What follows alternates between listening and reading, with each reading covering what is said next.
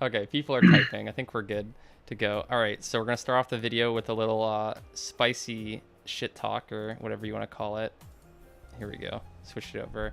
It's called Curb Your Predictions. I think it'll be pretty obvious once you see it what team made this video. Oh, just a second, actually. Let me turn off the smooth jazz that isn't playing the entire time this video is playing. That would make a lot more sense than I'm currently doing. Okay, there we go. We will talk again in 4 minutes, boys. Yeah, Exactly. Obviously, I picked EBC first because they're my team, so big ego coming in. But yeah, I mean, number 1, 2, pretty self-explanatory. It'll be self-explanatory all the way to week 9, I'm assuming. Are you sure about that? And I think Raccoons are like super comparable to Vortex, where they have a bunch of like fairly solid players, but not too many like standouts. You know what I mean? Like that's kind of how I feel about Vortex. Even their diamonds, I'm not like really scared when I look at them. You know what I mean? But they're like just yeah. I solid mean, I've players not who've seen been them in a around while for a long so. ass time. Like Rexalis and stuff is like good, but like Rexalis doesn't usually just like solo carry a game. You know what I mean? So, like, he's not bad. It's just that it's like just the platform though. Like I don't think it matters. Like this dude's probably like the worst man in the league, right?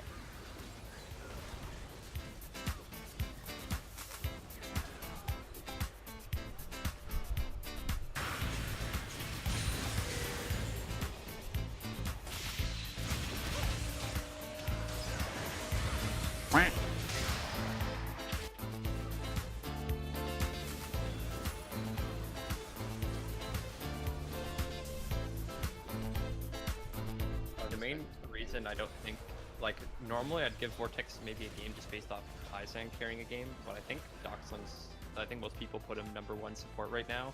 And I think bot lane's a lot more support focused for laning than it is ADC focused, so I think assuming Doxling's able to, like, kind of handle the lane, then I'm not too worried about Aizen taking over.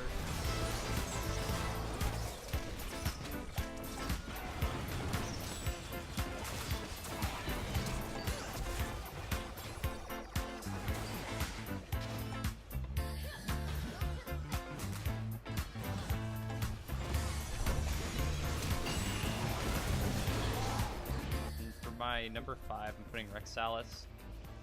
I just think maybe he just hasn't had like a really standout performance to me is the only reason I have him down at number 5. I haven't seen really that many games where it's been like Rexalis solo carrying, like destroying a game. Yeah, I have us taking 2 out because I have to have absolute confidence in myself and my team.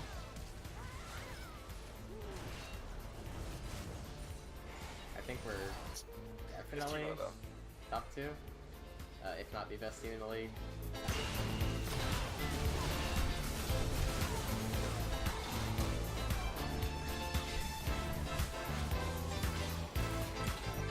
And I also think our understanding of the meta is so much higher than everybody else's. Like, we're able to play so many different comps or whatever.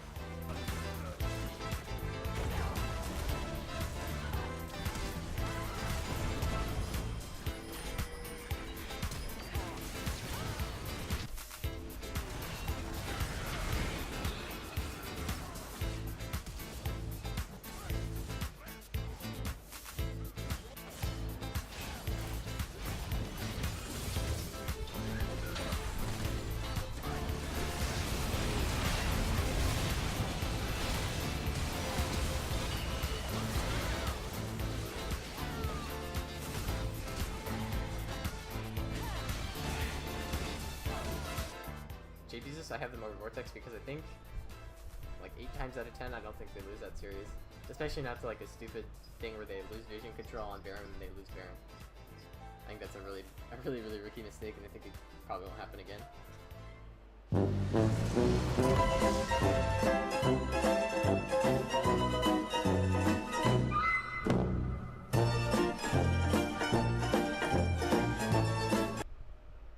Okay. Unmuting. I'm done the What? video. Hello. That's too funny. Yeah, it's all video. Yeah, it's the first time I Alright. saw it. It's too good. Going back to my presentation. So, for anyone who doesn't know, the video is made by Vortex, basically memeing us, calling the middle pack team, and then we kind of, well, mainly game 1 got dumped on in our series versus them. we'll get into our predictions from last week, I guess, now. So, anyways, if we're just gonna talk about that series, then that was the fourth game down here. So, Goth Boy Click versus Vortex. Most people, pretty much everyone put Goth Boy Click winning. Just Astrus gave them a game, and then we ended up losing a 3-game series. Unluck. I had belief in them, and then you guys kind of shit the bed, so I should have Yeah. more belief. Unlucky. Wait, Nahor wasn't here, so it was DTS.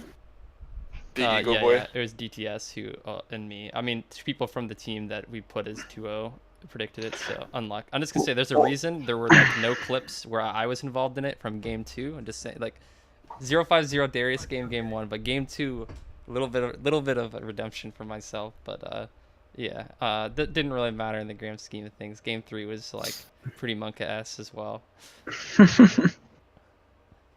So, I guess we'll Yeah. go through all of the games, right? Yeah. For anyone who doesn't know, I'm sure everyone knows now, but TK's dropped, so we're just not gonna show the FF series from now on. But just because we weren't sure if another team was gonna be taking their spot or something last week, we just put it in anyways. But that's not gonna be in this week's predictions. IRL Sluts, I guess you can talk about the series, Nahor, since you're here. So yeah, as you guys can see, Fug and Astrus did not believe in the 2-0. I'm very heartbroken by that. That's pretty much it. 2-0. Hashling and Slashers had 2 of our old players in Blake and Puff Nasty, and it was a nice time to go against them.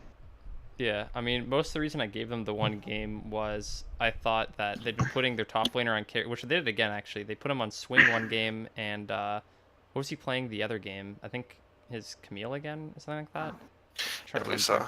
But He played Swain and I don't fucking know. yeah, I can't remember.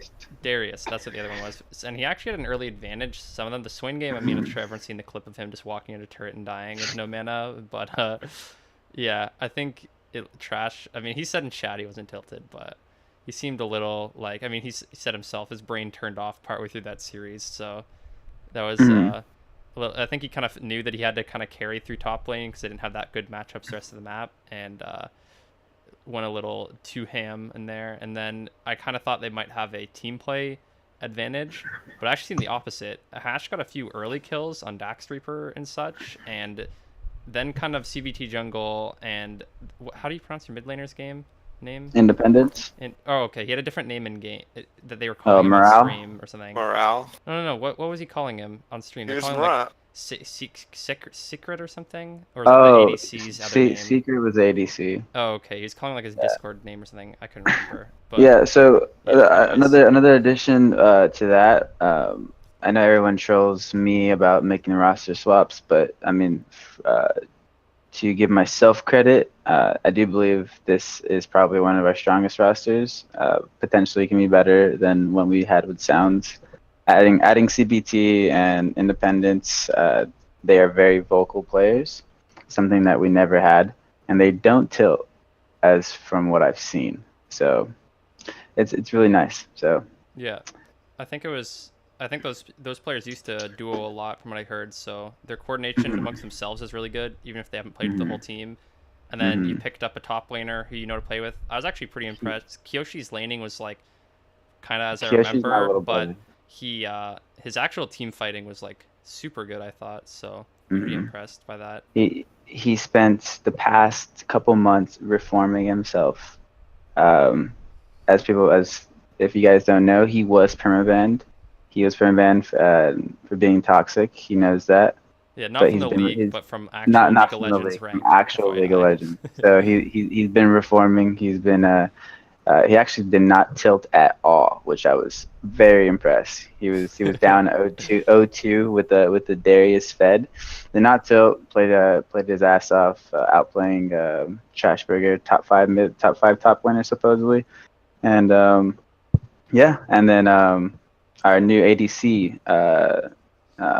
Secret. He is a purely solo queue player, which I love because he likes to go ham, which I do as well. So look for him to be one of the most highest killing members in Prophecy Cup.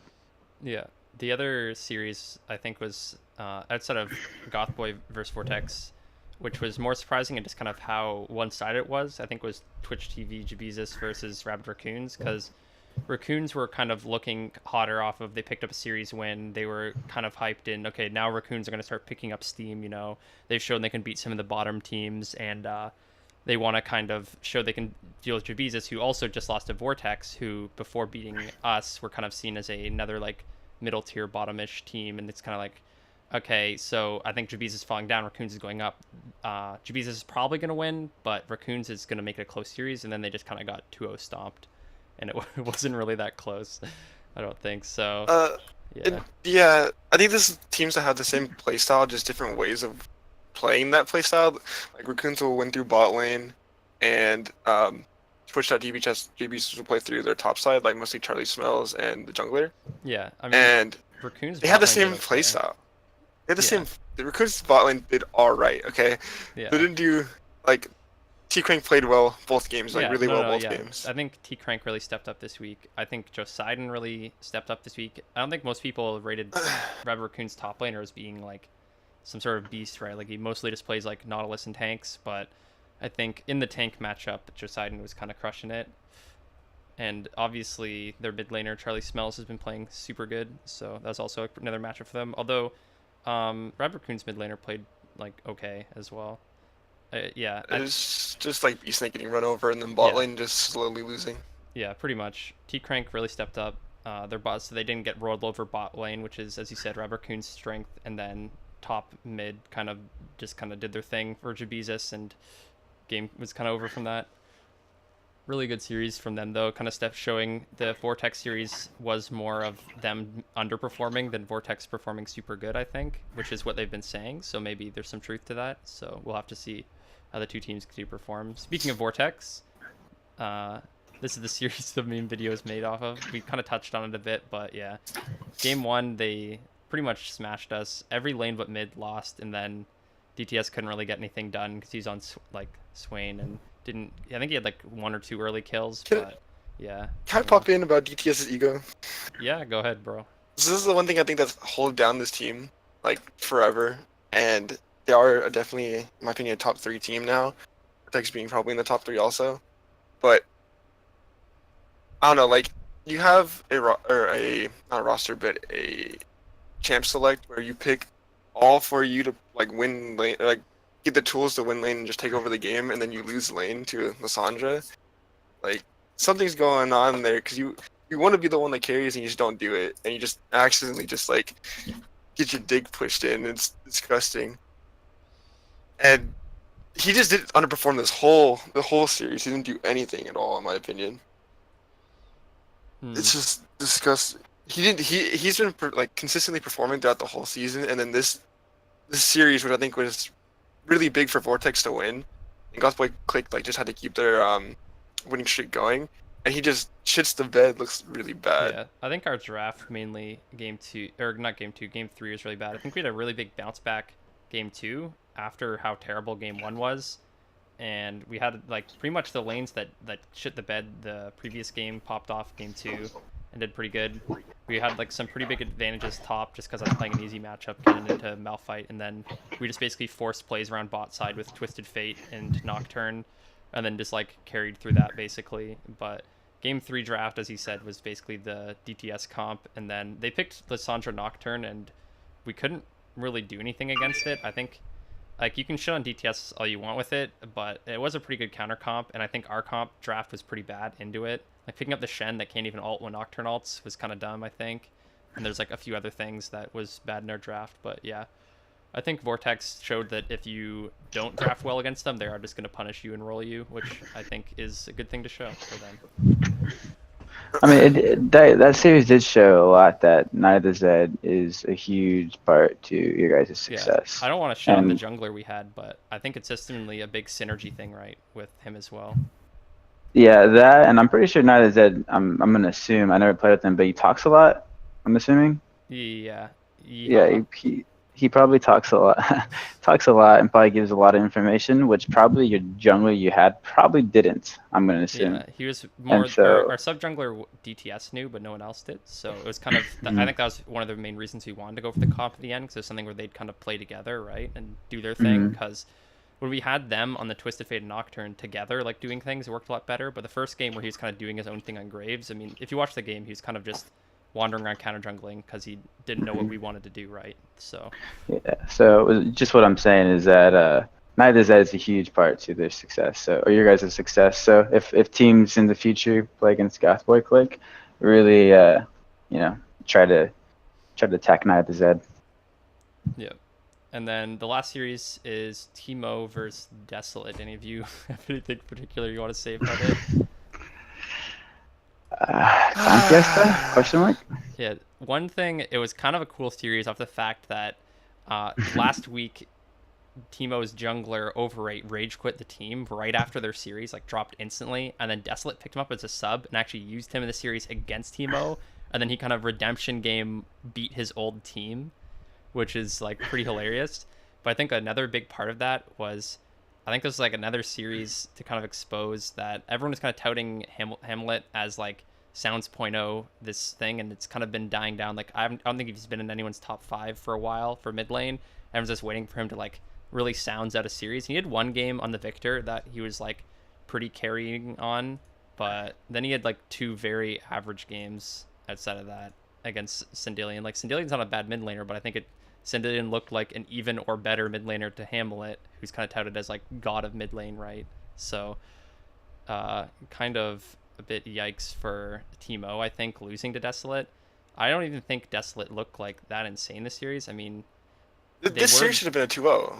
Yeah. Literally, the only 2-1. reason why they lost is because Blazing Hot picked Fiora, and then Zoe was up, and then Centillion's like, "No, I want to play Swain." Yeah. One thing actually, I don't know if you wrote it down, but just before this, Nahor was going through the stats. So before this week, I think he said Blazing Hot had a total of 2 kills. 2 kills. And he was like 17 deaths. Yeah, something like that. 2 at 17. So he had like a pretty good early game in the Fiora. Like I think he's like 3-0 against Tim T on Gangplank on Fiora, and then he ended the game like 3-3 and just like, I don't know, nothing really happened with his lead. So their one loss is kind of they played around Blazing Hot and gave him a good lead, and then like nothing really happened. And I don't know. I think their team looks a lot stronger when they play around Sindelian, is what I'm going to say. And I think they have shown that they can win games with Overrate just like doing his old style of just playing around mid lane, only now for Desolate instead of Hamlet.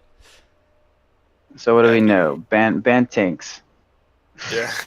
Make him play carries. Hope Blazing Hot wants to play Fiora. Yeah. All right. Moving on to the prediction standings. So for anyone who doesn't know, basically we get 1 point for predicting the correct like team, and then an extra point for correcting the correct number of games, so 2-1 or 2-0. So right now the guests are actually winning against both me and Astrus. This is some with bull. Astrus fairly far behind after last week, getting a lot of his predictions wrong. So he only actually predicted two teams correctly. He really likes to root for the underdog, and so far it has not been paying off too good for him. I'm too generous to kids that are like the bad teams. I give them 1 win. I'm like, yeah, they could probably get a win this series, and then they just get like 2-0 stomped. I'm like, man, this sucks.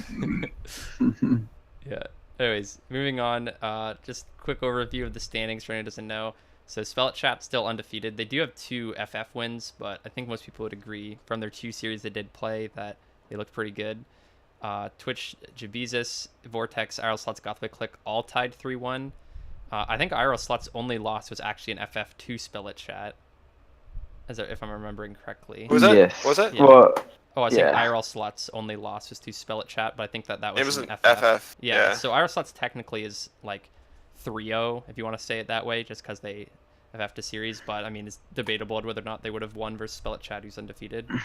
And then Jabezus, Vortex, Gothway, Click have all been looking pretty even as well in the 3 things, so I think like these 4 teams in general, anything could go for like top 5 up, and then like the real battle, I think, is like the battle for 6th place is like a big question mark right now. So even though Desolate is 2-2 and all these other teams are like 1 win, no wins, I think they've been looking pretty even with like Rabid Raccoons. I think most people, like, Hash has to have some sort of miracle happen for them to come back to get 6, I think. Even though they are only 2 games off, it's looking more iffy as time goes on with only having 1 game win. And then also one of Desolate's wins was an FF as well. So, yeah, they don't have a free FF coming as some of the other teams do when their game versus TK would have been. So, yeah, looking pretty interesting for the 6. Who would you guess, I guess, for you guys? Out of Desolate, Teemo, Raccoons, Hash, who do you think's getting the number 6 slot? Because personally, I'm leaning towards Desolate right now with their new roster. But I think if anyone else is going to take it, I'd say Raccoons probably. Yeah, same for me. It's gonna be either Desolate or Raccoons. Teemo does not look consistent enough to be winning any. Yeah, I mean, it just depends. I mean, it's again, I don't know if Overrate is the actual jungler. I mean, I know everyone keeps saying that, but is he actually going to be the starter? Yeah, I don't If know so, what's then happening. if he's a starter, then yes, they get 6. If he's not, then Rabbit Raccoons will get it. Yeah, it's really depending, and also assuming Overrate's mental can stay for that. Exactly. Yeah. Yeah, because I mean, I'm pretty sure sooner or later Overrate will be toxic towards that Desolate bot lane. All right. Anyways, moving on from the top standings to our predictions for this week. So the matchups are RL Sluts versus Vortex, Teemo versus Spell It Chat, Desolate versus Hash, and Gothboy Click versus Jabezus. So starting off with IRL versus Vortex, I'm just gonna start with what I said. So I gave it 2-1 to IRL Sluts. I think that Vortex, I think I actually have them higher in the rankings, and they've been looking really solid so far. So this is basically assuming IRL Sluts played like they have this week, right? Because IRL Sluts is basically a new team that just played 1 week, and I think they played versus like a weakish team as well. So it's like really hard to like base on how good IRL Sluts actually is. And then I think Vortex has just taken down Twitch Jesus, just took down Gothboy Click, has been looking really strong. But in the same front, like I can't really discount how good IRL Sluts looked last week as well. So that's just why I'm putting up there. So assuming they have like the same performance they had last week, I think IRL Sluts will probably beat Vortex, but it's going to be a close series, I think. So. Yeah, and I'm the only outlier here. I put Vortex winning this series. Vortex has been on a huge upswing since the very start of the season, and they looking super strong. They beat Gothboy Click, which is one of the top 2 teams we've been saying this whole season. And IRL Sluts does look very, very strong, which is why I give them 1 win. But Vortex is just on a super power swing right now. I think they'll just take it over. The reason why I give a 2-0 to IRL Sluts is for the past 2 seasons, Vortex has never, ever taken a game off of us. And I will admit, Vortex does look better, but again, Kiyoshi has Rexalis' number. The mid laner for Vortex is actually gotten worse, in my opinion. Loker is actually a beast, and their bot lane is just subpar, in my opinion. So, just looking back in the past, Vortex has never taken a game off of us. Yeah, So, yeah, big I think it'll continue. Big advantage to play against anyone that Kiyoshi has already downloaded, because then you don't have to waste a game waiting for him to download them. The big meme is always that like second game Kiyoshi just always randomly solo kills the enemy top laner, and it's just like he downloaded them. So for anyone for Man Walrus, I know everyone holds him very highly as a support role, but I do believe the support role in this league is very low. I've never lost a lane against Man Walrus, and he plays a very clunky style of play, in which I believe my aggro style with our new ADC can really expose him. And that's their strong suit, which is their bot lane, which will get exposed. All right, moving on to the next series, Teemo versus Spell It Chat. Please God, have Spell It Chat actually play a game. That'd be really cool. I'd like to see that. It's in 2 weeks, man. They've had a long rest. I'm sure they've been tired or something. I don't know. Spell It Chat's new roster changes I've been seeing spammed look interesting, with Wurpak dropping, Mango dropping, then rejoining, and blah blah blah. So I guess the roster isn't shaking up a bit, but I still think that most people have them as probably the best team in the league, and Teemo is probably the worst team in the league. So I expect this to be like, Yeah, okay. Teemo's one of the worst teams in the league, I guess. So I think this is probably going to be just like a murder 2-0.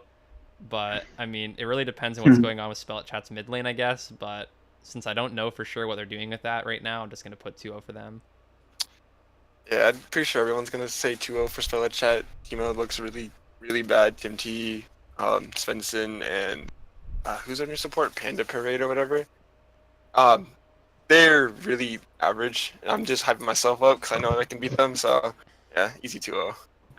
Yeah, you never know. Giovante has skills. Dude, you kill him once in the jungle, he's gonna throw his mic and scream.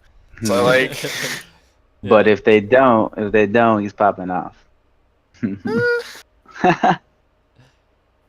moving We'll on see. to Desolate versus Hash. I guess this is gonna be this would be more of a meme series, I guess. Before I think Desolate is actually looking a lot better with the new jungler, but and Hash has been kind of looking debatably worse last week than they were before. They were playing IRL Sluts, who, as we said, like looked really good, but Hash also looked kind of like they don't really know what's going on anymore. Like, I don't know. That series is really question mark. So I'm giving the wins to Desolate because they're looking good. But if Hash starts playing more like they did like 2 weeks ago, I think that they can probably pull off a win. I think they did just kind of underperform last week and getting like completely 2-0 swept by IRL. But so I'll give them a win, but I'm not too convinced it's going to be that close. and everyone put 2-1. Like this Liz roster as a whole, like matchup for matchup, looks way better than Hashlinging. And I'm not saying Overrate's a top 5 jungler, but Jax Reaper is definitely a bottom 10 jungler. So like this is gonna be just so easy for Overrate to just take over the game, and Jax Reaper does not look like know what he's doing half the time. So pretty sure it's gonna be an easy series, even though I did say it's gonna be a 2-1 because I do think Hash can steal a victory real quick. I do like Hash due to the homie Blake is on that team in mid laner, but I don't think he will be enough to get past Desolate. Unless Hashling's bot can really take over, but it'd be rough. All right, moving on to the last series. My boys, Gothboy Click versus Javizus, both bouncing back from loss to Vortex. So pretty similar situations. Javizus just had games last week where they got to have a sweet, tasty 2-0. So they're feeling probably pretty good. And Gothboy Click obviously just lost their first series of the season. Both 3-1 teams. I think it's going to be a spicy matchup. I don't want to talk too much about like why I mean, I think most people would agree it's going to be a 3-game series, but for our wins, I'm just putting it because say we scrimmed Javizus probably the most out of any team, and I think we've been winning more games we've been losing recently, so I think we're going to win it, but I can't comment too much on it besides that because I don't want to obviously leak Arena anything. As much as I bag on DTS and some of the players on Gothboy, I think they're definitely better than Yeet Street, because Yeet Street does have good players, Charlie Smells and all that, but they've kind of like had wins here and there. They haven't been just like dominating players or dominating teams except for the last series we just saw. They lost to Vortex, which Vortex is probably not a top 3 team, and Gothboy Click does look a little bit shaky too. They lost to Vortex also, but this is like, in my opinion, battle for third right here, and Gothboy Click just has a little bit of an edge on it compared to GB's. It's my turn. I do think Jabezus will end up taking this. I believe in T-Crank has been playing very poorly the first couple weeks, but I feel like he's just been feeling out the meta and hasn't really found his place. And I do think he'll show up this game, and that bot lane will showcase their win, because I do think it's even across the mid to top side. So the bot lane of Jabdizis will be that factor of winning. Yeah. All right. Moving on. So then we're gonna go through our overall team power rankings based on everything we've been saying so far. So just looking at how things have moved from last week is like an overall. So this is comparing bottom left to bottom right. I forgot to change the names. Can't fix it now because this is a slideshow. My bad. Nice. But bottom left is week 3. Bottom right is week 4 rankings. My mistake. But anyways, so Gothboy Click is down, Vortex is up, and I think Twitch Jabezus IRL both up, Raccoon's down. Anyways, those are the main big changes. I think most people realized they overreacted on how bad Jabezus was losing to Vortex. Now that Vortex has kind of reassured themselves by beating Gothboy Click, right? So I think people are kind of like, okay, maybe Vortex is just actually a better team, and Jabezus kind of underperformed, so they're moving back up towards closer to that top 3 spot. Gothboy Click's obviously dropping a few slots just because we lost our first series to Vortex. Vortex obviously going up for the same reasons. And then IRL slots moving up a little bit just because their new roster. So anyways, going through my personal rankings, I'm putting Vortex second just because I think the big battle for like top 4 Brick is basically, or top 5 I mean, in that second spot is like Vortex, Gothboy, IRL slots, Jabezus are all basically potential second place teams in my mind. So just because Vortex has actually beaten 2 of those teams and the other teams haven't played each other really, I think that Vortex is just put number 2 just based off consistency reasons. And then I'm putting myself, our team, and Jabezus next to just because they've kind of shown themselves more. And then I'm dropping in IRL Sluts in 5th just because they're only played 1 series as a team basically, right, with this current roster. So they're like the least proven team. So that's why I'm putting them there. And then the rest of them is just based off of matchups, right? Hash has looked, they're in last for a reason. Timo is looking pretty shaky now that Over8's gone. Desolate just picked up Over8. They're looking better. I'm moving them up. And then Rabid Raccoons has just looked like very meh so far. So I'm putting them in 6th. So yeah, that's my rankings. And for me, I'm gonna have my team first because it's won every single game, but yet again we've had 2 FFs, but we look strong and everything, whatever. Vortex and Gothboy Click, I'm saying, are interchangeable for 2nd and 3rd, depending on how the rest of the weeks go. Vortex obviously going to be 2nd though because they beat Gothboy Click, but these 2 teams can take 2nd either or. Now for 4th and 5th, these 2 teams can also be in 2nd or 3rd. But I think they're going to be lower on the bracket when it comes to farther in the season, just because Gothboy Click and Vortex look stronger. But I do say they are top 5, 100%. Any of these like 2nd to 5th can be switched around, in my opinion. And then for 6th to 8th, these teams are kind of yet again can be switching around, but I do believe that Desolate and Rabid Raccoons are going to be fighting for 6, while Timo and Hashlinging are going to be fighting for who's not going to be last. So, in my opinion, Hashlinging is going to be the one that's being last. So I spill chat number 1 due to them being undefeated, but I do think there will be a fall in them sooner or later. There's been a lot of mix-up in their players, so I don't know how the mental is. So we'll see how that goes. And I do think Jabezus is I can rank 2nd. I do think the series against Vortex was kind of a fluke. I think Fug himself said that they play like 10 times. Twitch will probably, or Jabezus will probably win that 9 times. So I think that was a fluke. Gothboy, I believe they're a solid 3rd for getting exposed by Vortex with Night of the Zed. Night of the Zed is a huge part to their success. So I mean, without him, I do think without Night of the Zed, I believe they're like a bottom 5 team, to be honest. So I do think teams will learn to figure out to control Night of the Zed. And with 4th and 5th IRL Sluts and Vortex, I will never rate Vortex over us because they've never beaten us.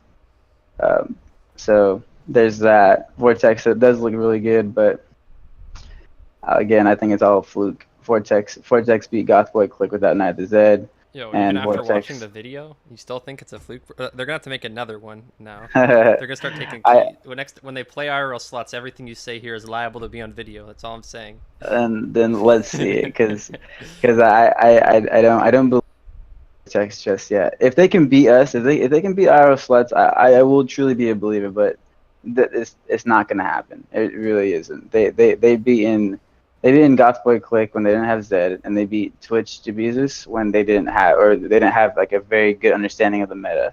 There's a big difference between when the Jabezus when they played against Vortex, and then the week after, there's a huge change, and I think everyone saw that. So I do think Vortex got beat teams when they weren't ready, and then obviously 6 to ninth place. I mean, Monkey knife fight.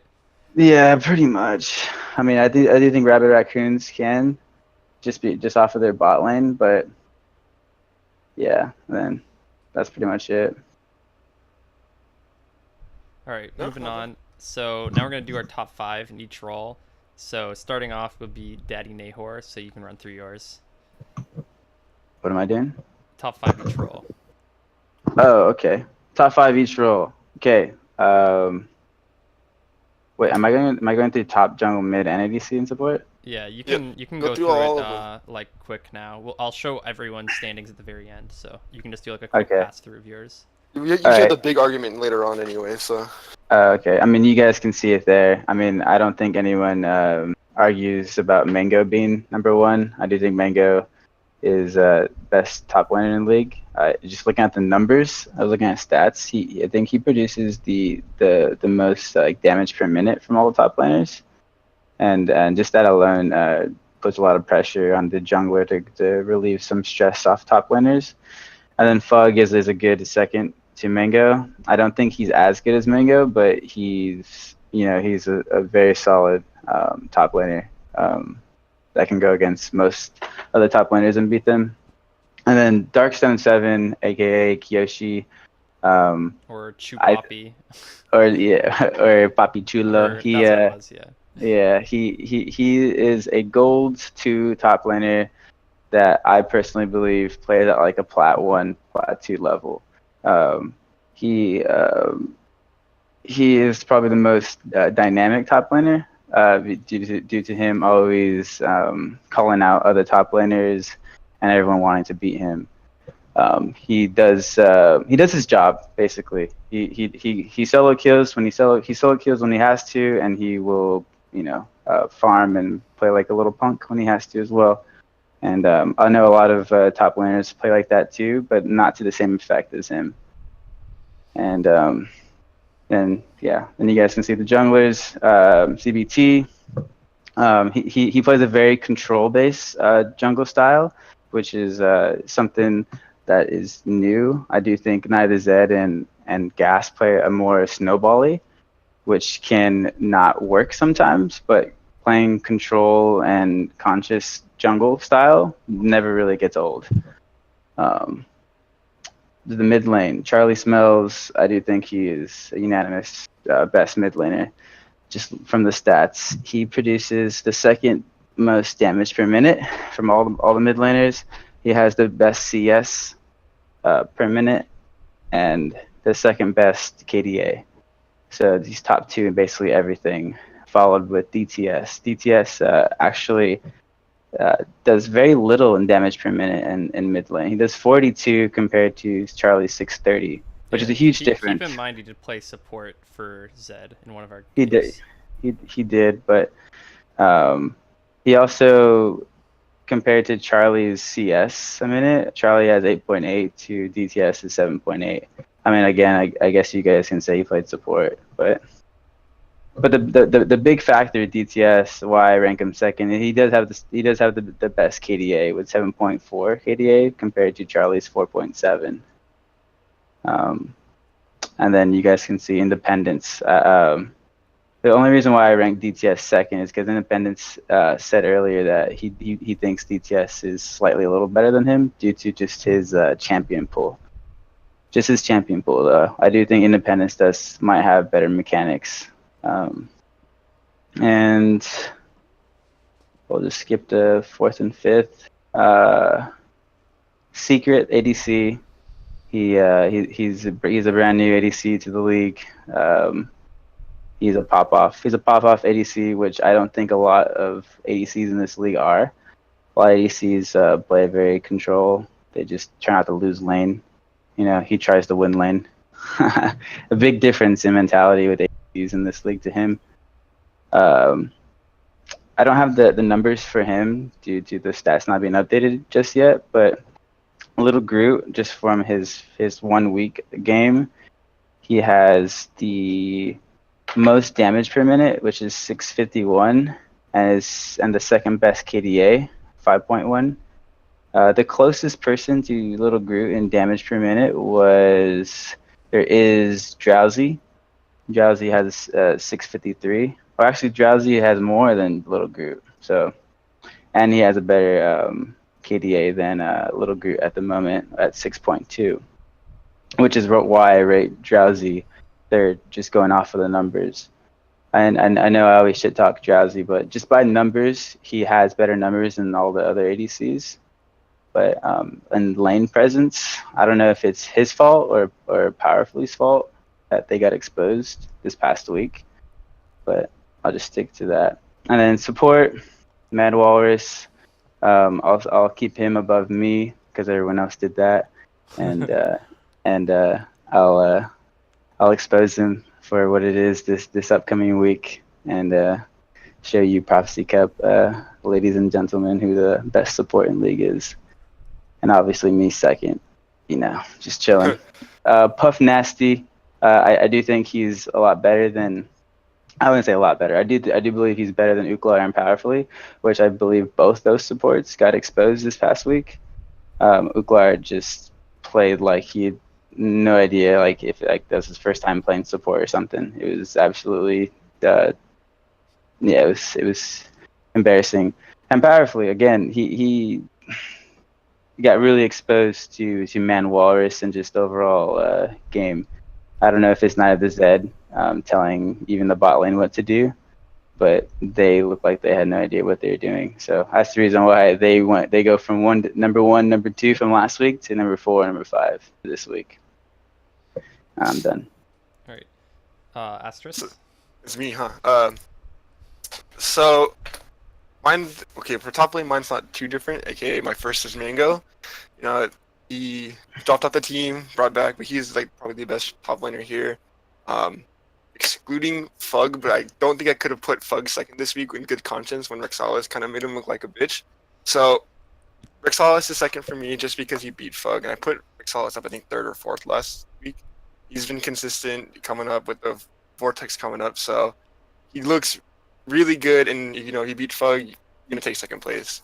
Fug looked a little shaky this week specifically, but other than that, he's definitely in contention for number 2. Josidon looked really strong this week. I forget what he played. What did he play? Someone tell me. Fug, tell me what he played. Who? He played Ornn. He played Ornn, and he played Ornn. No, wait, this is when he lost. I'm talking about whatever. Josidon played really well this week against sorry. He Rabbit played Mundo Raccoons. both Yeah. games. Sorry. Okay, yeah, I was I'm looking at the reading wrong chat week. right when you asked me, and I had no idea No, what you were it's talking okay. about. He played Mundo both games, looked like a monster, probably because it's Mundo. But he looks stronger than all the other top laners, because I can't look at like Freshburger, Tim T, and Blazing Hot and put them in top 5 with good conscience. And then Kyoshi downloaded in Freshburger. We all saw in the LCS Big Plays video where he just kills Freshburger. And I mean, if you're a gold 2 player, whatever he is right now, and you're beating plat up players like consistently, you definitely deserve to be on what top rank is 5. Freshburger, actually? Plat 2 right now. Plat 2. Damn. Yeah. Very high rank, by the way. If you're Plat 2, you're very good. Hey, that's pretty good for this tournament, okay? No. I'm just saying because I'm Plat 2. Unlucky. Uh, For jungle, yet again, everyone put Gas. Gas is number 1. He knows how to play the map, knows how to direct the team, knows what he's doing, knows where he needs to be. And he's done that perfectly every single series, aka 2 series. So, after that, I put Night of the Zed. 1, because he wasn't here this week, and I think if he was here this week, he would have been able to help them beat Vortex. And because he wasn't here, he probably one of the reasons why they lost. But he is better than Loker, 100%. And you tabbed out. Oh, Smooth Jazz, baby, coming back. Yeah, I just realized I had it fucking paused since I played the video. Oops. Yikes. And then the only other person I would put up in top 2 is Loker. But like I said, because Night of the Zed was gone, they had Jim Cantor, which I really don't think was that good. He doesn't deserve to be second just because Night of the Zed wasn't here. Ropey was 4th because he has been consistent for the most part throughout the whole season.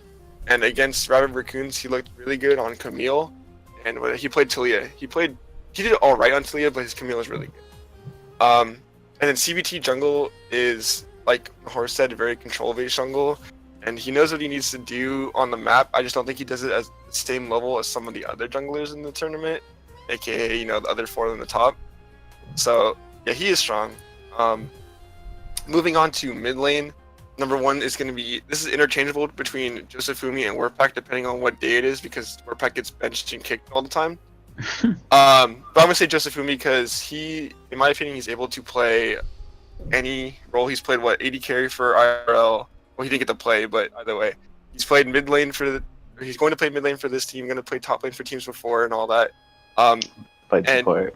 He played support. He played support for me. That's right. So he is very consistent across the board, and then you're putting him now into his main role, which his main role is mid lane. Wait, his main role's mid? His main role is mid lane ever since way back in the day. I thought he was an ADC main this whole time. He originally played AD carry back in House Party, and then once we started playing together, he switched over to mid and played mid ever since, mid and top mostly. So this is back on his main role, and if he's able to just shut down top laners that are like, we're saying like Rexalis, fuck Nuggler, I'm pretty sure he can do the same thing to mid laners that are looking a lot shaky. But yeah, second place would be Charlie Smells, because he did really well again this week. I don't want to say just because it's against Rabbit Raccoons, but he went 11-2 on Talia, and he went 4-0 on the block, and he made Mad Life mid laner look really average, and he was able to roam on the map and do make the rest of his team look good. And I think if you have a mid laner that can do that consistently, it should make him a top 2 contention. So for third, I have Sindillion. Desolate won this week against Teemo, which I will say Teemo is obviously a bottom, I'm gonna say bottom 9 team. Teemo doesn't look that good, but Desolate is starting to be on the upswing a little bit. They got a new jungler, and it really helps Sindillion because before the jungler didn't know what they were doing really. So now that you have a jungler that does something, you can be more of the shining light, which I was saying before. He did kind of troll where he picked Swain game 2, but his Zoe game 3 looked phenomenal. He looked great on it. So I mean, I still think he's the shining light and the best player on Desolate. And compared to some of the other mid laners and the rest of the tournament, they've all been looking shaky. Sindillion's been that shining light and consistent throughout. Independence, morale. He had Vaughn on Discord. This guy's did really well in the one series that he played. He played against, who did he play against? I don't remember. He played against Hash. Yet again, this is a team that's obviously bottom 9, bottom 10. But if you are showing up going 7-3 and going 12-1 on Xerath, you could probably do nearly the same thing against some of the other mid laners. Obviously, Blake isn't the best, but we've said before, Blake is pretty good. So, I mean, if you're doing that to him, then you can do that to some of the better mid laners, aka like DTS. And then for fifth, honestly, I would put DTS higher. I'd probably put DTS third, but I couldn't do it in good heart because he made Kai'Sa look like a bad champion. So I couldn't do it. I had to put him fifth though because I'll be honest with you, the rest of the mid laners in this tournament aren't that good. For AD carry, I put AD carry or Secret, whatever you want to call him. He does have that Nahor, like I said, where you just want to fight all the time. And yet again, he looked pretty freaking good against opposing, to be honest with you, because he went 10-3-3 on Tristana, and Tristana sucks right now. So I mean, if you're making if you're making a champion look good, then what happens when you play champions that are good, like Lucian or something like that? So he's number 1 this week. Number 2 is T-Crank. He has been pretty consistent throughout the whole season, but he really turned up this week. I mean, he went 1-3-11 one game, but the rest of the series he did really well, and he was doing what he needed to do, which is win bot lane and then just go and do damage across the map. For third, I had Isan because even though they had a pretty big win against Cosplay Click, he wasn't the star player. He went 1-2-12. He went 6-7-6. He went 4-1-3. So he's not doing the best we've seen before, where he's going 12-1 and stuff. But he is sitting there doing his damage, doing what he needs to do, and surviving for the most part, except for that, that 6-7-6 game. So for fourth, I put Alf. I put him there not because he did well this series, but I'm pretty sure Alf and Uklar together are like probably like the best. I would say, what's the word I'm looking for? They have the most cohesive bot lane we've seen throughout the season. They're probably the one winning strat for Rabbit Raccoons is through bot lane, and they played all right against IRL. Was it? Played against IRL, right? No, he played against Twitch.tv Justin Beezus. He played all right against them.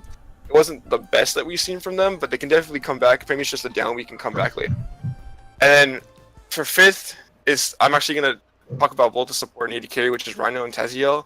They played really well against Teemo, and I didn't know who to put for fifth for both these roles. To be honest with you, I was kind of stuck there.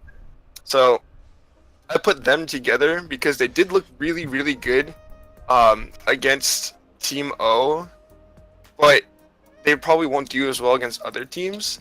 But I do want to say I do want to watch out for them later on into the season because they did look really, really good against Svensson and Panda Parade. And I don't want to like take them out like, okay, well they look better than the rest of the players. I just want to say that I want to look out for them later on because they did look pretty good against this bottom tier team, and I want to see what they do better or when they do against better teams.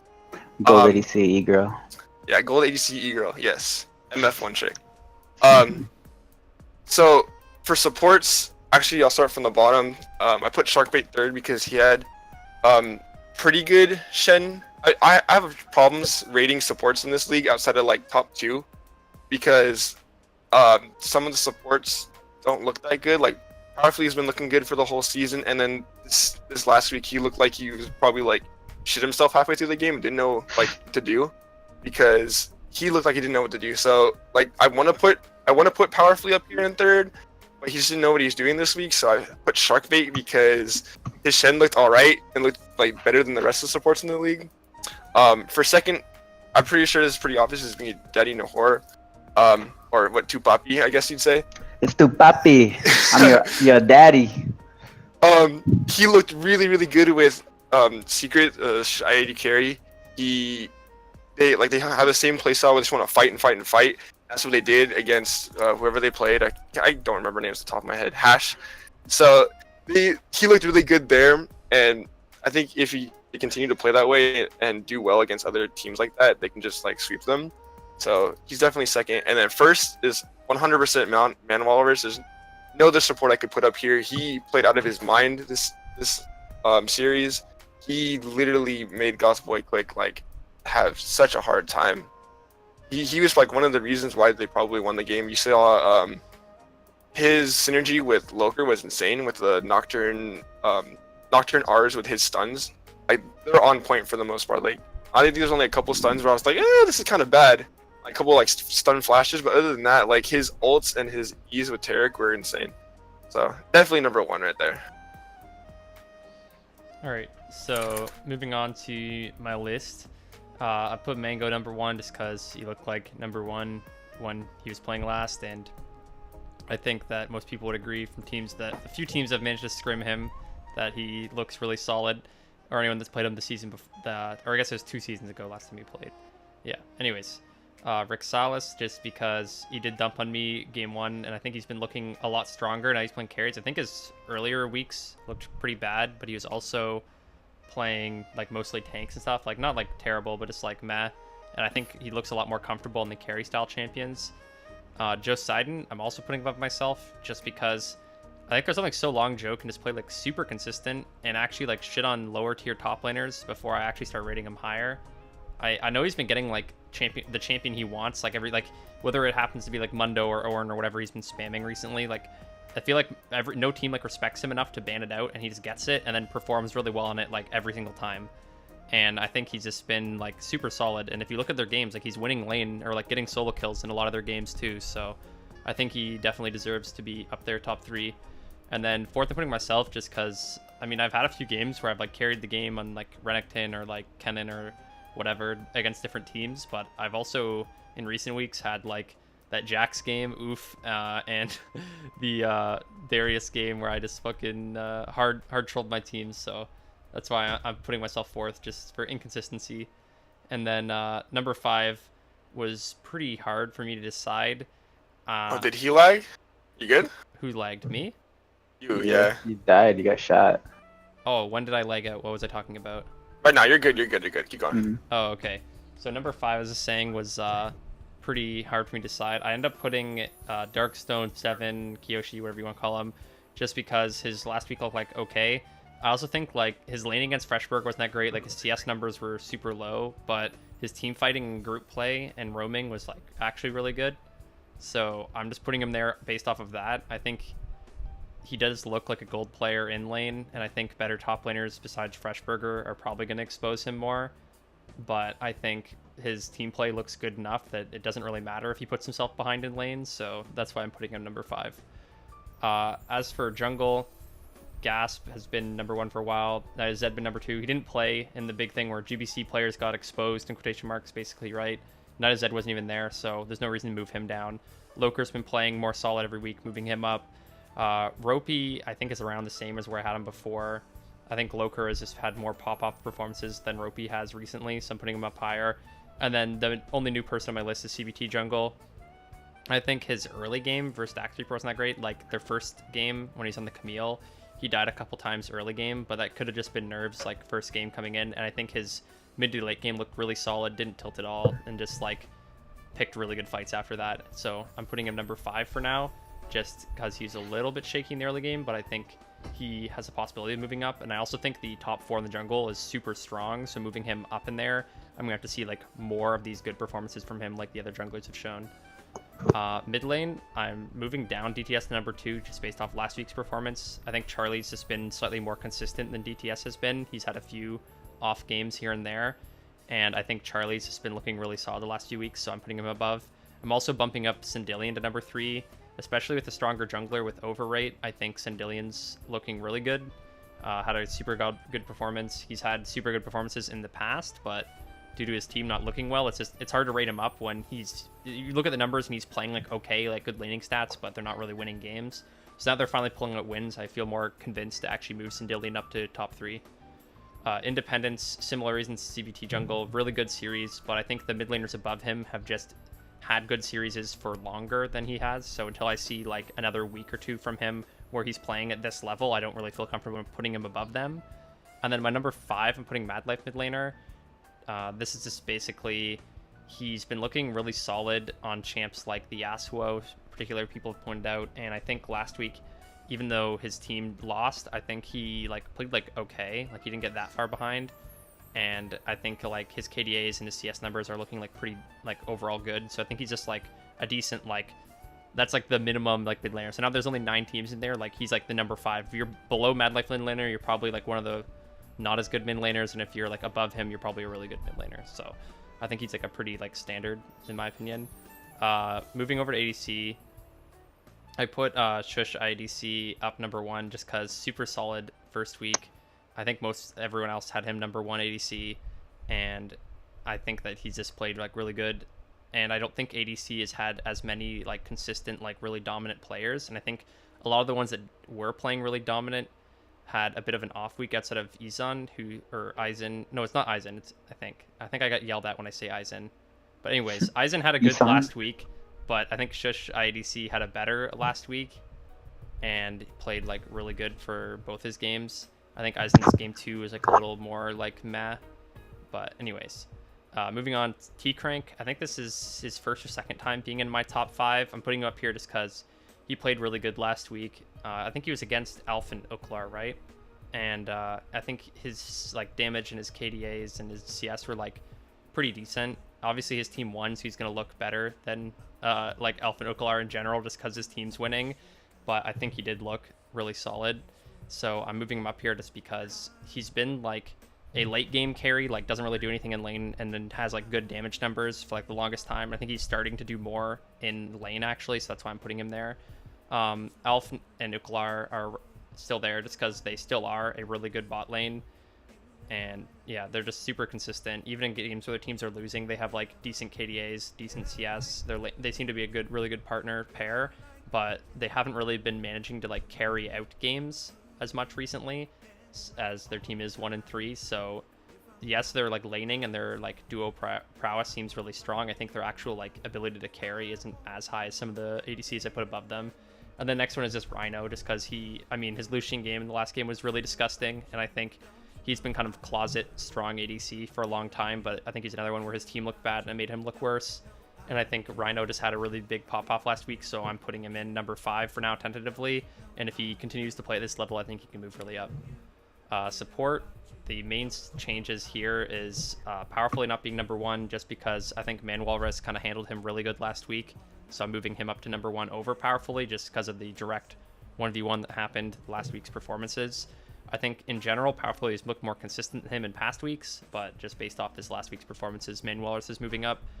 And the only other person I have is Sharkbait's making it back to my top 5 just because he had really good performance in the Shen. I think that doesn't overshadow him doing bad beforehand.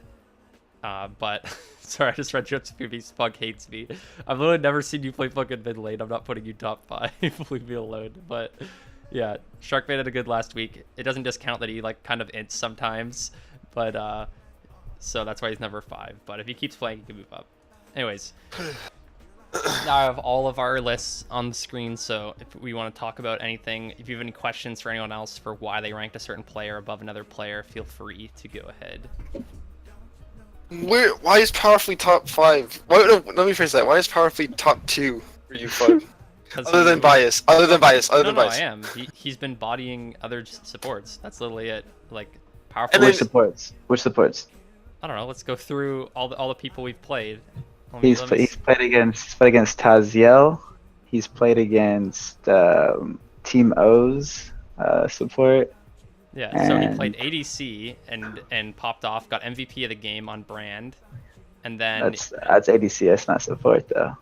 Okay, but he's still playing like as a player. I'm rating him, I guess. And then in his other series, MVP for his performance on Alistair against Rhino and Taziel. I think most people would say like, you guys have Rhino as a top 5, one of you has Taziel as a top 5, like, are not a bad bot lane by any means, and he, like, completely bodied them, got MVP of the game, and the next game, 319 on Morgana, again, just bodied them, and then let me go to his other performances.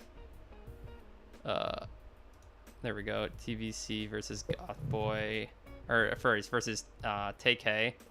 Again, like 1-1-12 versus MVP Su Young and Oposin, who I think most people rated as like at least Oposin as a top 5 bot laner. And then again, the Morgana mid MVP season go 0-5. I don't know. And okay, so that's why let's just put it this way: if you are playing so consistently like this, you're playing very well throughout the other 4 weeks or so, and then you come into this week and you go literally 1-14 over 3 games. I mean, yeah, I'm not showing like assists, but assists he goes, one game he has 0 assists, the other game he has 17 assists, which is the game you guys win, and then the third game he goes 7 assists, but it's like he's not doing that much. Yeah, he has like a 90% KDA in that game 3, but you guys only have 8 kills throughout the whole game in like a 28-minute game. He wasn't doing anything that whole series.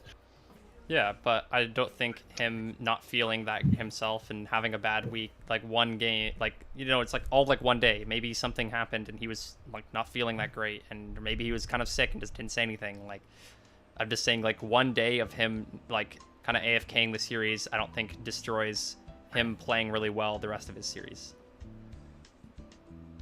I don't know, yeah, if you play horribly, like absolutely horribly one series, and then a lot of other supports, well, other players in general, just play better than you. Yeah, but I don't think. Okay, let me put it this way: you put Taziel above him, who went 0-6-1 and then like 0-5 the 2 games he played against Powerfully, but you have him above him. Like, I think those are worse stats than Powerfully had in our series that you're saying means he doesn't deserve top 5 anymore, but Taziel does. Taziel on the new Desolate, which actually new Desolate is just only overrate, which is that they have a confident jungler, they have someone that can be on the map and helping them, because before they had a jungler that didn't do anything, didn't know where to be, didn't know exactly what they're doing, and that's, you're playing a 3-6 at that point, right? So now that you have a player, you know, you have a 5v5, and yeah, they played against Team O, but Rhino and Taziel played well. Like the 0-5-3 Nautilus game, I'll give you that. Didn't play that well they didn't really win through bot lane, to be fair. But the second game where Rhino just pops off, he goes 12-1. Tazio is definitely a helping hand in this. Like if you make your bot lane go 1-14, no, sorry, 1-13 altogether in a single game, in a tournament game, that's insane. Yeah, but he made them go 0-11, their bot lane that you're talking about in a tournament game. Yeah. They went 0-11 against Powerfully, the same bot lane you're talking about. Yeah, but that's weeks ago. Yeah, but I'm just saying it's not irrelevant just because it happened a while ago. I'm saying people are allowed to have an off week. Well, I mean, to be fair, I still have the bias where I don't think Powerfully and Doxing are a good bot lane in general. I just put them up. I've been putting them up because they have been playing well. I just don't like. There's very obvious that's a good things question that. from Overrate. Okay, if Overrate's such a big difference that those other games are irrelevant because they weren't playing with them, how come you don't even have him as a top 5 jungler? Because the other junglers are better. Okay, but that's simple. It seems... If he's such a good influence on the team, yes, he should be top 5. But the other top 5 players in jungle are doing the same thing that he's doing, but just better. Yeah, I agree with that. Just because you made a team go from a 4v6 to a 5v5 doesn't mean that the other players that are already doing well should be like Who's lower their than old you. jungler? I'm actually trying to think. It was a sub. Remember that sub that keeps fucking. Oh, I'm looking for teams. His name's sometimes Jace on Discord. Oh yeah, but he was only their jungler for 1 game. They had him, and then they had someone else. Oh, I can't even think that's this roster. I can probably look it up. They never had jungler. Huh? So they just had subs the whole freaking time. Yeah. Interesting. So exactly, you have like a 4v6. You have a team that's already doing a 4v6 every game. They're having problems winning, and then you make it so it's a 5v5. I mean, yeah, it's a huge influence, but compared to the other junglers, like the other junglers just doing your job better. I mean, like, would you really choose 5 we have up there? Would you choose Overrate over any of those 5? I don't think Overrate's that good. That's why I said that I don't have him as my top 5. But I also, that's why I was saying it to his point. I was just bringing it up because he said their team is looking like the other games their team played were irrelevant because they didn't have Overrate, right? So because something. Oh, go ahead. Yeah. No, you go. All right. No, I just something that also you have to take in consideration is when you take a player like Overrate, you take his was versus Hash as well. Keep in mind. Yeah. You also take ego and his. Or wait, am I getting it mixed up? Was he not playing Hash? No, the IRL played Hash. Who did they play? IRL played Hash. They played Teemo, so it's literally the same thing. Oh, okay, yeah, same difference. I remember he plays definitely a bottom 8 jungler. I can't see anything where I would put over it. Like if he plays consistently through a couple more weeks and so and playing the same level, yeah. But I mean, you guys lost a game to Teemo. Again, I think I said earlier about Overrate. He'll eventually flame the bot lane.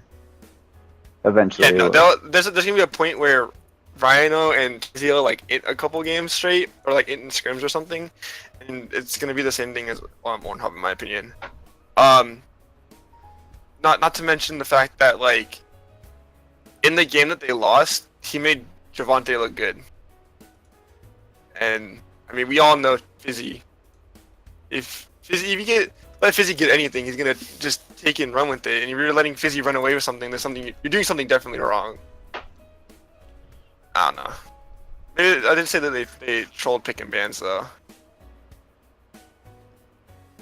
Okay. And also, how are you gonna choose your boy Powerfully over me? Come on, man. Even when I lose, my stats are always good. I just put it in Powerfully just because I think he's had.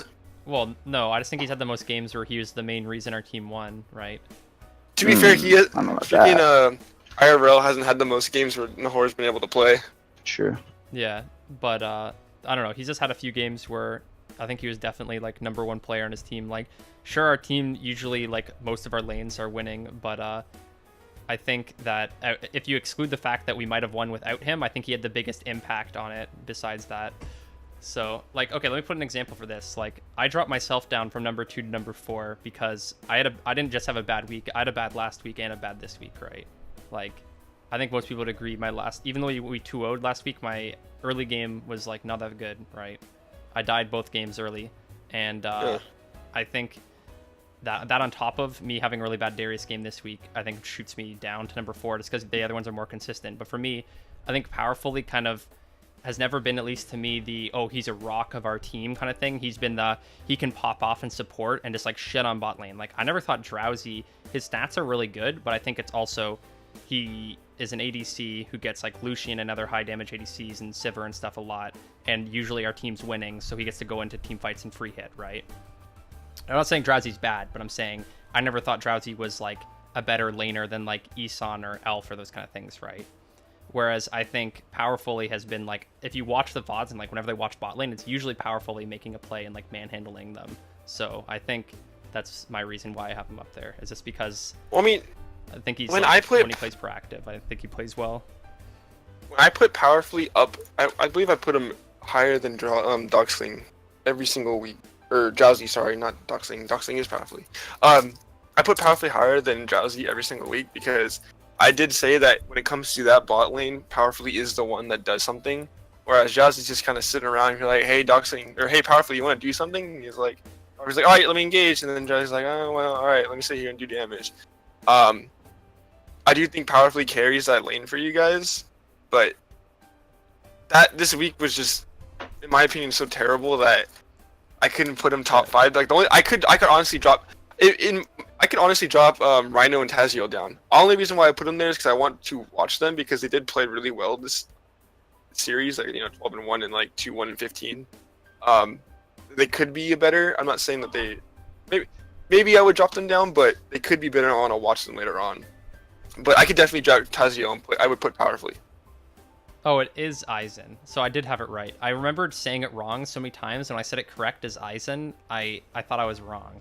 Because I remembered always saying it wrong. So I'm like, well, since my first thought was Aizen, that mustn't be correct.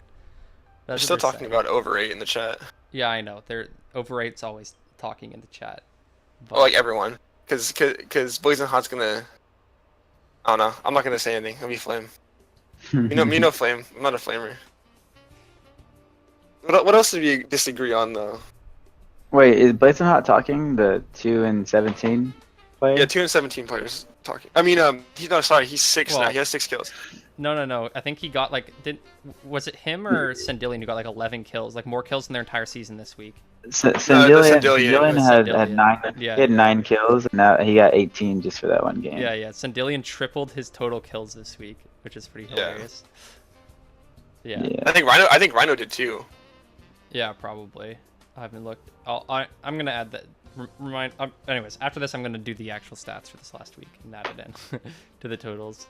But yeah, I think we don't really disagree on most of the other ones outside of. DTS is definitely 5th. Wait, Hamlet's 5th place for Daddy Nahor. I didn't even realize that. Okay, yeah, I'll ask you that. Why do you put DTS below Sandillion? I mean, I think there's an argument can be made for independence. I think for me, it's just because he hasn't played that many games. But I think DTS has had a couple of meh weeks. But I don't think DTS has had that many like really awful weeks outside of like the last game we just played. But what's your reasoning for putting him below Sandillion? Me? Yeah. No, Astrus. Wait, he's asking. Oh, me? Independence below Sandillion? No. DTS, not Independence. Because he had a horrible week this week. I mean, he played really well in the TF game, but all he had to do was roam around and give kills to everyone. You saw, I think you went like 6-1 and something. Yeah, and 6-1. And then honestly, that game after DTS was roaming around, it was basically you just getting flanks, and then the team fight's over after that. Like you would just run in with cannon ult, just like one shot everybody, and well, not even one shot, just get everyone low, and then your team comes and cleans everything up, right? That's how that team. That's how that strategy went, and that's how the game went. Every game after that, though, DTS just like. I don't know why Karama and Loker just had his number. He didn't know what he was doing. Like, you know that a Nocturne's going to probably gank mid with Lissandra, especially because Lissandra can just target someone and destroy them. Mm-hmm. So, if you know that's going to happen, then you should be playing a little bit farther back. You're like, yeah, you have a Braum with you, and you're like not scared because you have a Braum next to you. But even then, like, what's Braum gonna do when you're getting one shot? Because you can't block the Sandra ult or the Sandra W with Braum shield or Nocturne ult for that matter. All right, here's another one from chat that they want to know. What's your reasoning, Nahor, for putting Kiyoshi above Rexalis? I wish I had all the games that we played against Vortex before, like all the stats and whatnot. But Kiyoshi has always had his Rexalis. Rexalis, he's not a carry type top laner, honestly. And Kiyoshi's really good at negating someone that tries to be a carry top lane. So that's why I rate Kiyoshi over Rexalis. I can see in the 1v1 matchup between Kiyoshi and Rexalis, Kiyoshi's like you said, Kiyoshi already has him downloaded, so it's like, alright, let me just tab over to my downloads real quick, open file, Rexalis, right? Mm-hmm. So already knows it's gonna happen when Rexalis is playing against him. Yeah. But... So I can understand why he put him higher in the 1v1 matchup, but all around I put Rexalis higher than because that. the main thing is, I can't see Kiyoshi actually like doing anything against like Joseiden or like other lower laners like myself or let me think other top laners now. Like the other tank players, so Beast Snake, man. But what do you mean? What do you mean all about I'm saying him? is Rexalis plays carries and has the potential to just like dumpster someone and win a game, whereas I think Kiyoshi's more of a we'll play a tank, and then if they also play a tank, he'll do like fine in lane and then just try and like out team fight them and play with you guys, right? Whereas I think Rexalis is actually someone who will just like carry a game for his team, is like my main difference in why I have Rexalis higher, or why I even have like Joseiden higher, because I think Joseiden is literally just Kiyoshi, but he knows how to lane better.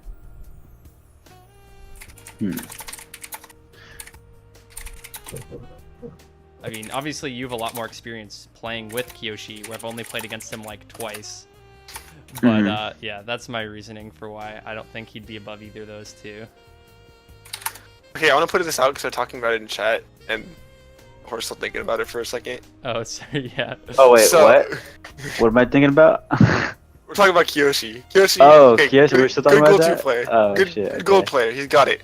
I swear to God, if Desolate dropped their coach, because I'll put it out there, I scrimmed with them when I was looking for a team still as jungle. Their coach is probably the stupidest person I've ever met. Desolate? And I think, yeah, Desolate. I think if Desolate didn't have that coach, 100% top five team. Who's their coach? I could not tell you. You don't want to know him? Scuttle something? He's something or other. I don't remember his name, but their coach, I couldn't believe some of the stuff that he was saying. But like, if they had no coach, oh, top 5 team, 100%. But, okay, maybe let me rephrase that. Without that coach and without Blazing Hot, top 5 team, 100%. Stop.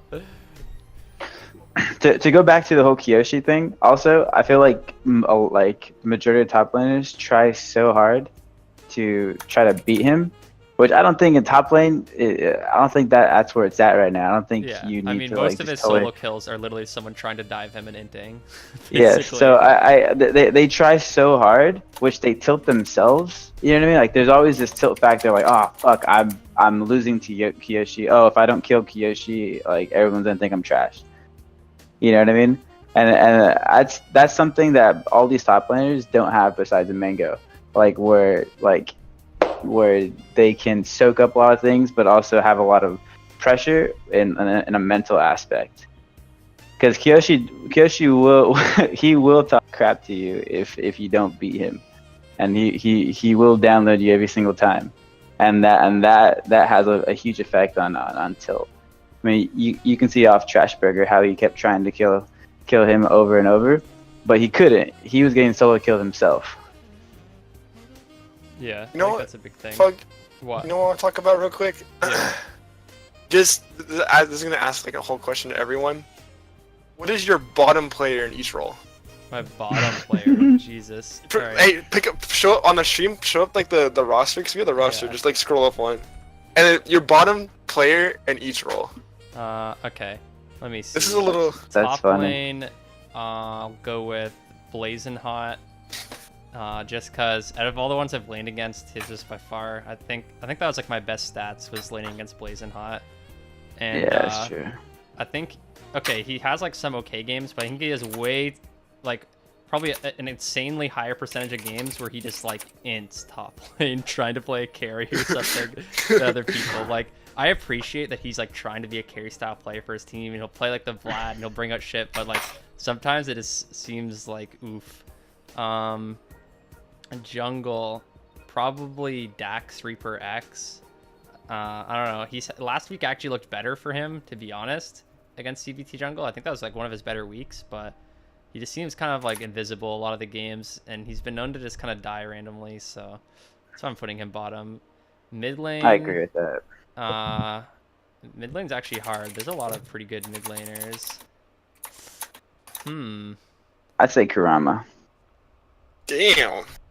I think Kurama is probably one of the more inconsistent mid laners recently. Recent performance excluded his earlier week performances. He had a few games where he just got like destroyed mid lane and it kind of cost him the game, but that hasn't really happened recently. So I don't really want to say he's the worst because he's been playing pretty good.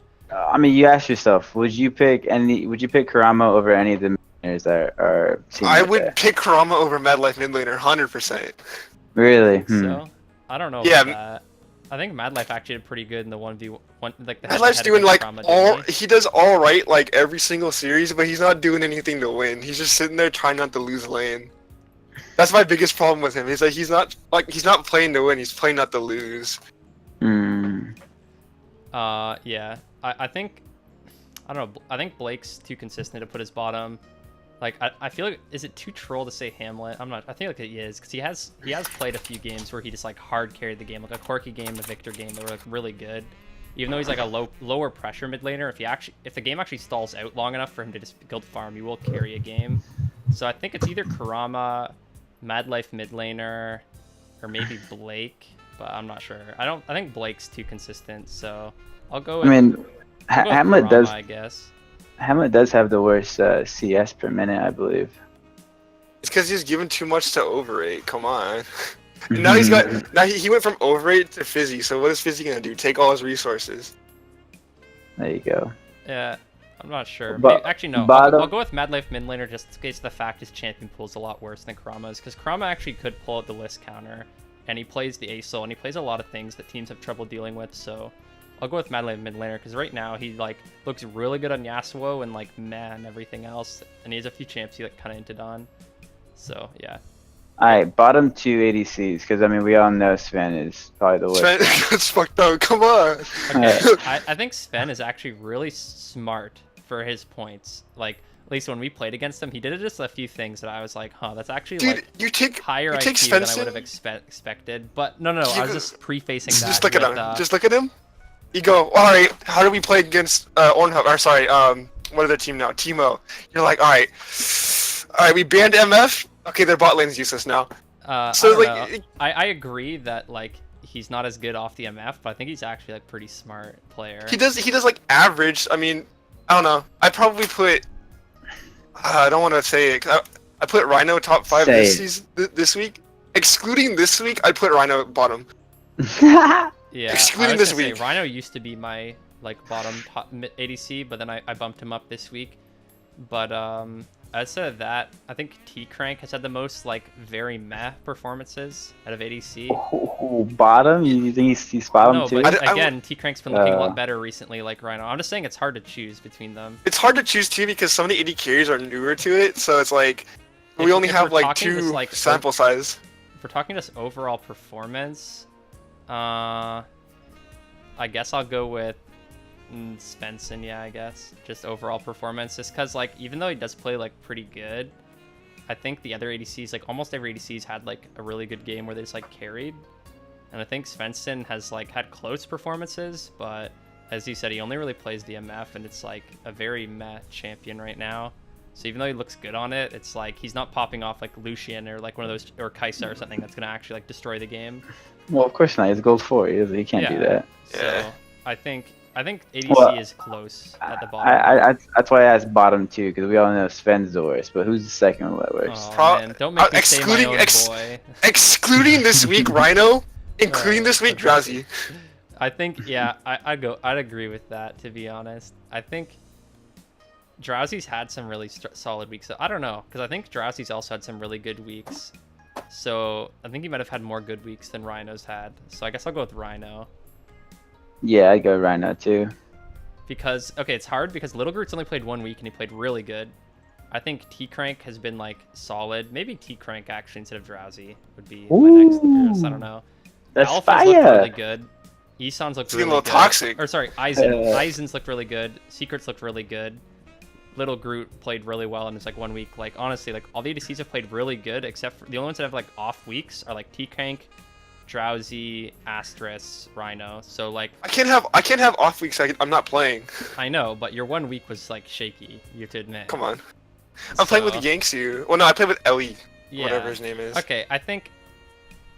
yeah, this segment is Mad BM. Yeah, you know, this is... Hey, come on, man. Alright, so we're gonna say bottom 2 supports, because we Bottom already 2 know supports, 'cause my boy Panda. Yangsu is number 1. 100%. Oh, I thought it was Panda. No, wait, no, I have a silver 2 AD support. I would take that over Panda. Okay, so Panda 100%. Yeah. Actually, I'd say Panda's bottom, probably, yeah.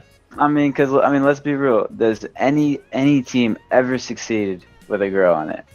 Like, Damn. come on, man. We made playoffs with a girl first season of Hey, Riddle Raiders. Yeah, come on, dude. Like you saw last season. Wait, Riddle Raiders lost with never Okay, mind. last season, we don't talk about that. 0-7 0-10? the game, Or what was no, it? no, Yeah. I said 0-10, It was but horrible. there wasn't that many teams because some dropped or something, but it was like 0-7, I think, was our ending thing. Hey, We had I some believed game in Riddle wins, Raiders but the no whole way, series. dude. Yeah, unlucky. But Captain Kristen made it to playoffs the season before. We instantly got 0-3'd the first round of playoffs, but we made it. Shout out. So yeah. So who would be the other support outside of Panda Parade? I guess. Well, Probably- Diamond 3 probably- Lucian, probably. Come Nah. leave my boy Yangsu alone, dude. Come on. Probably Taziel for sure. Tazio? I'd say Taziel. my boy Puff Nasty. No way, dude. Puff Nasty has that fiddlesticks, dude. Yeah, we Oh, might that's wanna right. He did pop off with the fiddle. We might want to cut this section next week, but we'll see. Nah, we're doing this every week gotta now because this is where we peaked in viewers when we're talking about mid laners. I'll point that out. Okay. When we were BMing mid laners, we would hit like 30 something. Yo, So Bottom mid lane is actually hard to say, to be honest. I actually don't like choosing worst mid because I think like all of the mids have like been trading games for the most, excluding the top like echelon of like mid laners. And I don't really want to rate Josephumi because I've literally never fucking seen him play mid before. So come on. Wait, so who's the other support then? so It's who's the other support? Panda- I said Panda and Panda and Taziel. Lucian, Yeah. and he said Panda and Taziel. And I said Panda and Puff Nasty. Damn. We're all undecisive except for Panda. Panda, because I mean, we all know girls don't succeed. Okay, actually, let's go back to top and jungle because we there's one obvious player that was definitely the worst, but what's the next worst player? For top, at least. What's the bottom 2? For what? Blazing Hot and who? For top. Top? Blazing Hot and who? Beast Snake. Coming back to it. That's Blazing Snake. Hot. Yeah. Ah. No, probably Tim T. Tim You guys T. are some for sure. pussies. It's fucking Fresh Burger. What do you even mean? Oh yeah, that's true. That's true. Fuck Fresh. Fresh, like every game he's like given a Okay. lead. He's handed a lead on a Okay, silver wait, platter. I got an idea. Okay, we're redoing this, but you're rating only mental. Only mental? Worst mental every round. Blazing Hot. Worst Blazing Hot. mental. Blazing Hot number was the worst. 100%. Second, Fizzy. Was that even a question? Javante, yeah. Okay. Third, DTS. 100%. Actually, no. I'll take that back. Josephumi. I played with Alex for like fucking 4 years. He is like the worst mental I've ever met. AD carry. I don't know any of these players. Just say Rhino, dude. He's trash. Nah. Okay, I'll put my. I have a pretty bad mental when It's I'm getting hard. I BM'd haven't by seen Edgy. that many ADCs visually tilt in games, so it's hard to say. I've said okay. I'm not gonna say anything. I'm gonna put myself there. I think I I'll have a put, pretty I'll bad put mental. you just because you're already tilting and we're not even in a game. Just talking Dude, to me, you're this is tilting. stupid. You guys are dumb. And the support, Yangsu. Not even a question. Really? I don't know. I've never Dude, played with Yingsu. I've seen some crazy shit Sharkbait does. Oh yeah, I'm putting Sharkbait would be there. When Sharkbait has a bad game, Sharkbait just doesn't stop. The train never Yeah. stops. I don't know. You haven't played with Yangsu's Thresh, okay? You see Yangsu, he's like, I'm gonna hit this Q. He hits the Q. He's like, I fucking hate myself, and you're just like, dude. This is a good section. I've told you, this is good. Yo, okay. According to Sharkbait, he ints positively. He's a positive inter. He's just walking into the enemy team because like, God, I love this game. You're all beautiful. He's like, alright, now that I'm dead, time to shot call for my boys. Excellent. Yeah, if I'm dead, I'm not watching myself. I'm watching the rest of the team. Alright. I think that's a good place to end it for the night. Yeah. They got the flame out. Alright. I'm feeling good. Thanks feeling for good. joining us, Nahor. Of course. I know people may have been afraid you were gonna flame too hard, but it wasn't that bad. Excluding when we directly forced you to flame at the end of the segment. Not even. You went soft on them. I was kind of disappointed. Yeah, a little bit disappointed, but that's okay. He's trying to make sure he gets invited back at some point, I think. Yeah, I'm already one of the on here, so I'm trying to work it out a bit. I want you guys to love me. Anyways, see you later, boys. End of the stream.